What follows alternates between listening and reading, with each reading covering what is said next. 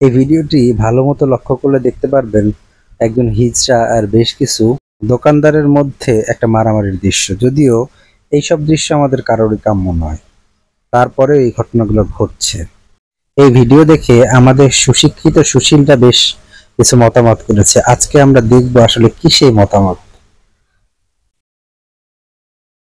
আমরা জানি হিজড়ারা অনেক সময় অপ্রীতিকর অনেক ঘটনা ঘটায়। এই দেখুন মতামতগুলো দেখুন। এই দায় ডক্টর ইউনূসের। আচ্ছা, ডক্টর ইউনূসের দায় হতে যাবে কেন? তিনি কি বলেছেন মারামারি করতে? এরা সবাই জুলাই যোদ্ধা।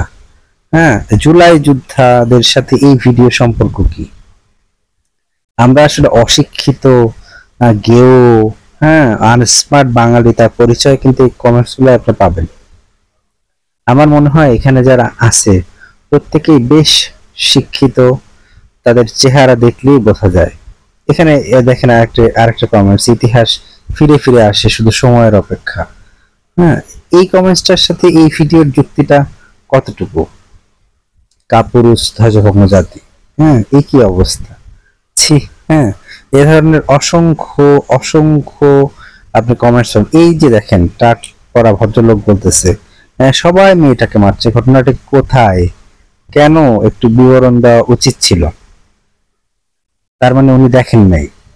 তারপরের যেই কমেন্টসটা দেখেন, সুৎখর ইউনূস, তুই যুব সমাজের সন্ত্রাসী জঙ্গি বানিয়ে দেশকে অশান্তি করে তুলেছে, ভয়ঙ্কর যুব সমাজ।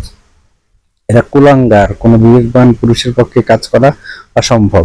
এরা ম্যাট্রিকুলাস প্ল্যানের ফসল, এদের কাজে সকল সমস্যা সমাধান নৃশংস, আক্রমণাত্মক, প্রতি আক্রমণ, এরা স্বাধীনতা বিরোধীদের দ্বারা তিল তিল করে, ইত্যাদি ইত্যাদি ইত্যাদি। ভাই, এগুলো পড়তেই মন চাচ্ছে না। হ্যাঁ, এগুলো পড়লে মানে আমরা কত